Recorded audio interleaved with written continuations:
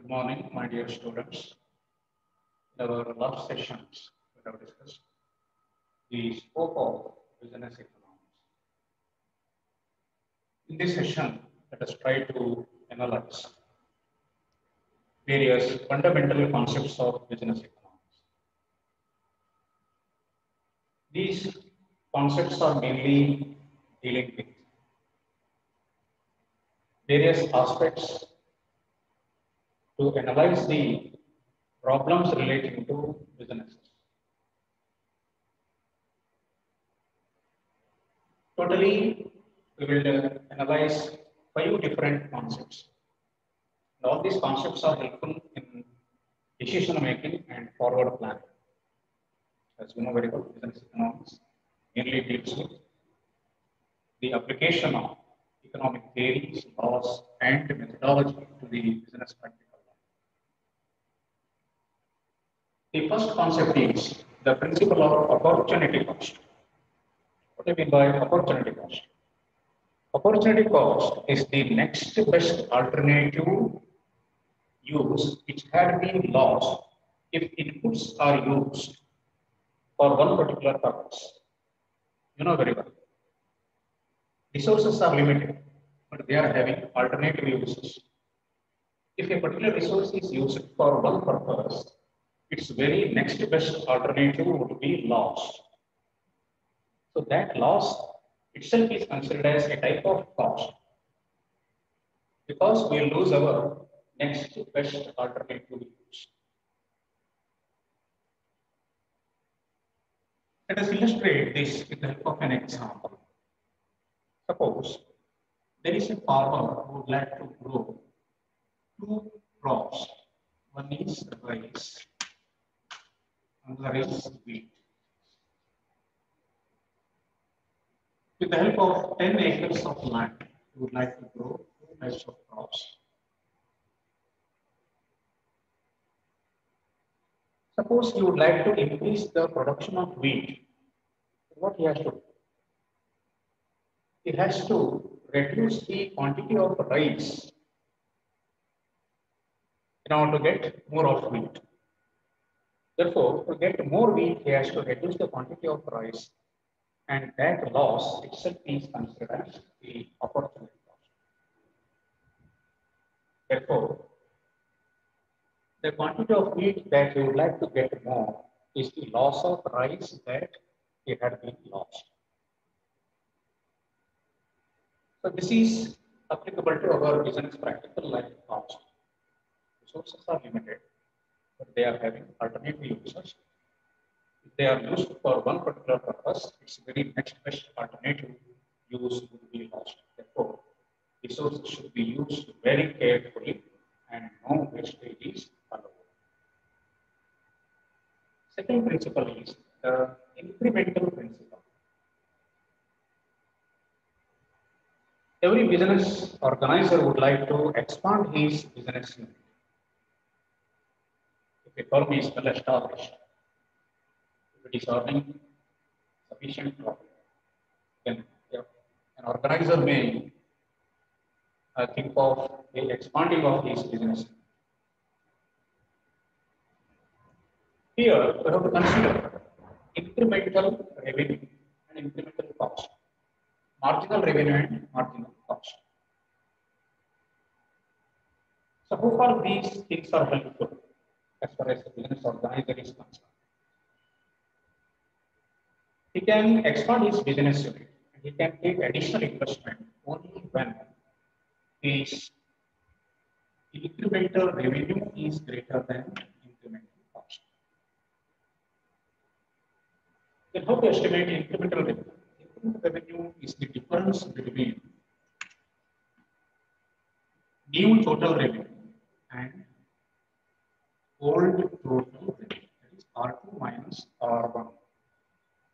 R2 is the new total revenue and R1 is the old revenue. This difference gives us the incremental revenue. And how to estimate incremental cost? Incremental cost is the difference between new total cost and old total cost. That is C2 minus C1. C2 is the new total cost. C1 is the old total cost. Try to get the difference between these two, and you will get the incremental cost. So after getting these differences, we have to observe whether revenue is greater than cost or cost is greater than revenue. He can take additional investment and he can expand his business unit only when his incremental revenue is greater than incremental cost. Similarly, we have to analyze the marginal principal cost. So here we have to consider marginal revenue and marginal cost. What is the marginal revenue? Marginal revenue is an addition to total revenue by selling some more unit of output in the market. Similarly, marginal cost is an addition to total cost by producing some more units of output. Here also, the producer has to consider marginal revenue and marginal cost. He can invest more, he can undertake additional investment, he can expand his business unit only when marginal revenue is greater than marginal cost. So marginal revenue, MR is equal to R2 minus R1 divided by Q2 minus Q1. Already you know very well R2 and R1. New total revenue, R1, old total revenue, Q2, new total quantity of goods produced, and Q1 is the old quantity of goods produced. Try to have the difference and get the ratio of these two. You will get the value of marginal revenue. Similarly, we can estimate the marginal cost. Marginal cost MC is equal to C2 minus C1 divided by Q2 minus Q1. Here, C2 indicates already new total cost. C1 old total cost. Q2 new quantity produced. Q1 old quantity of goods produced. So I have the ratio of these two to get marginal cost. So after getting these values, a business organizer can invest or expand his business unit only when the marginal revenue is greater than marginal cost. So this principle will be helpful to the business organizer by expanding his business unit. Now, the third principle will be the principle of time perspective. You know very well, time element plays an important role in every business. As the time passes, the business circumstances go on change. Here, we have to consider two time elements. One is short run, another is long run. So, what do you mean by short run and long run? Short run is a period during which a firm can alter its scale of production only by varying variable factors by keeping some factors constant. In the short run, a business organizer can't vary all of his inputs. He has to keep some units of inputs as fixed factor it has to vary the remaining factors. So, short run is a period during which a firm can alter its scale of production only by varying variable factors by keeping some factors constant. But this situation cannot be continued for a longer period of time because the law of diminishing returns will start to operate. Therefore, a time may come that a business organizer has to vary all of his inputs. Therefore, long run implies that period during which a firm can vary or alter its scale of production by varying all of its inputs. In the long run, all inputs are variable inputs.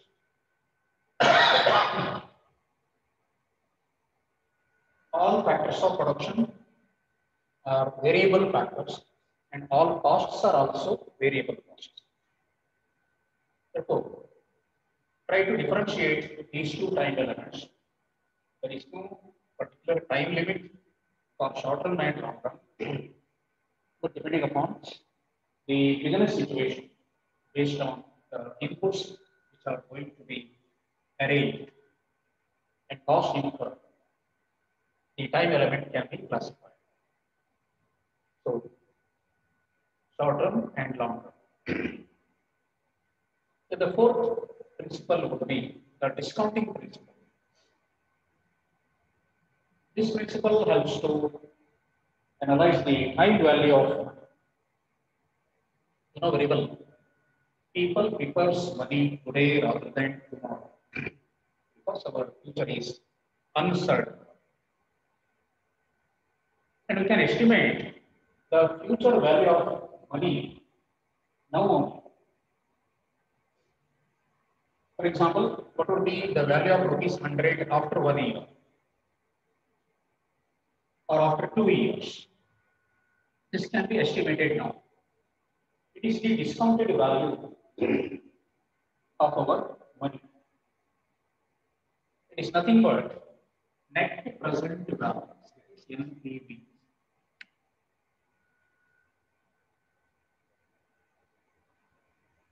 So time value of money is the net present value of our money for a certain future period, which can be estimated on the basis of the rate of interest. We can make use of the formula Q divided by 1 plus R raised to n. Net present value is equal to Q divided by 1 plus R raised to n. What do you mean by this? Q is the principal amount. R is the rate of interest. N number of years.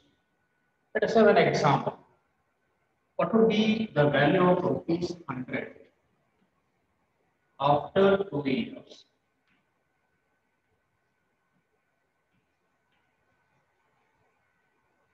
If the rate of interest is 8%, let us illustrate the discounting principle with the help of this example. We can make use of this formula. Q divided by 1 plus R is 2. Q is 100. 1 plus R means 8%. 8% means 0.08. Number of years, N square. You can simplify it further. 100 divided by 1.08 square is equal to 100 divided by 1.1664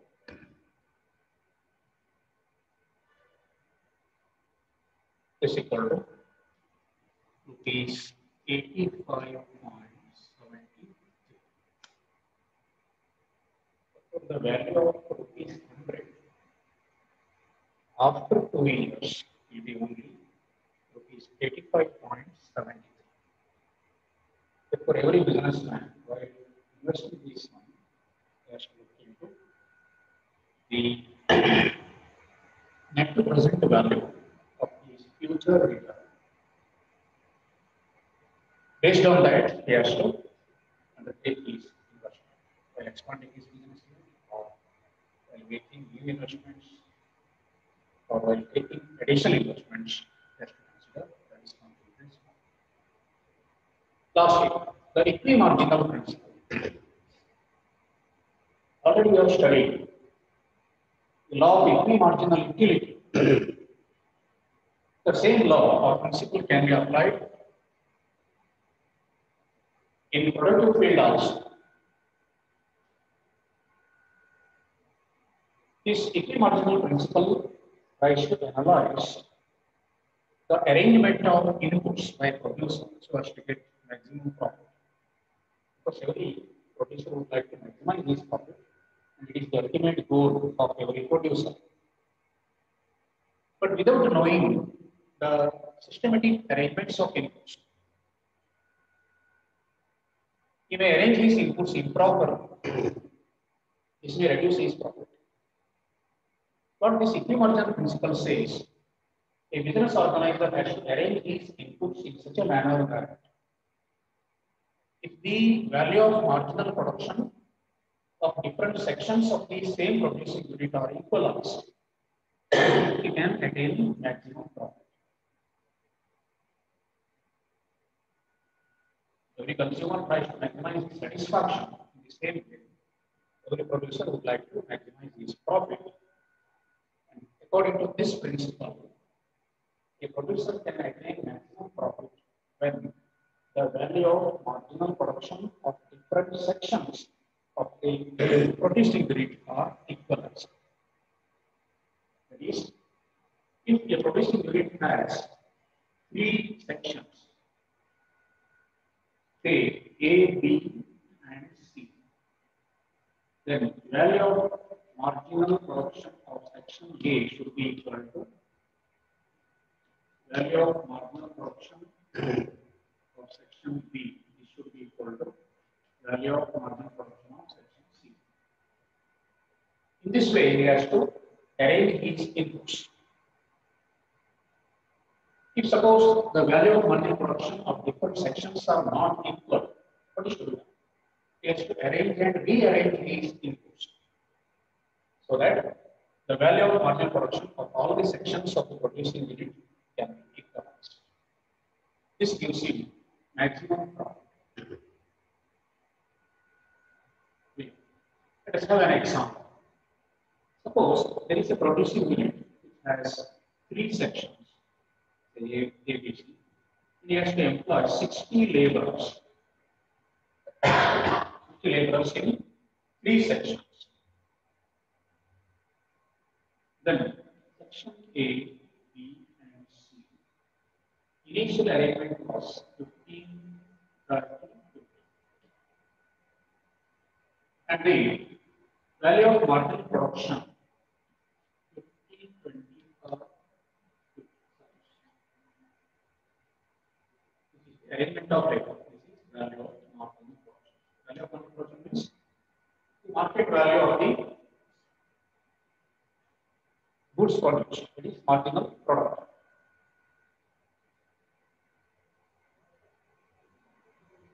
Suppose in this arrangement, our value of marginal production are not equal, 50, 25. Then what is to be done? The organizer has to shift some of the laborers from section B to A and B to C. Suppose if 20, 20,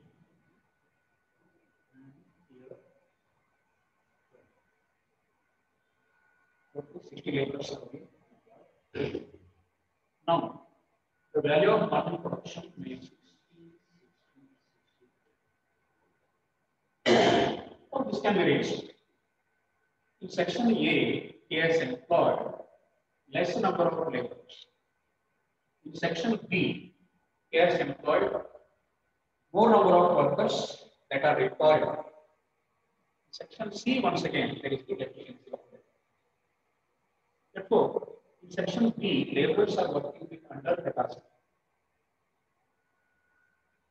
And some laborers are shifted to section A and C.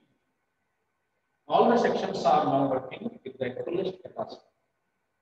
Instead of other capacity, all the three sections now will work with their fullest capacity, and marginal production will be the maximum in that case. Therefore, a business organizer has to arrange and rearrange his inputs in such a manner that the value of marginal production of all the sections of a business unit can be equalized. If we follow this principle, definitely we can enjoy maximum profit, and it is the ultimate goal of every employee. Therefore, these 5 principles should be followed by a business organizer. Business organizer should possess an in-depth knowledge of all these 5 concepts and principles. He has to apply these principles in his businesses so that he can run his business with great success by enjoying maximum profit. With this, I am moving. In our next session, we are studying the role of a business economist. Stop. Our next session, let's try to analyze the role of a business economist.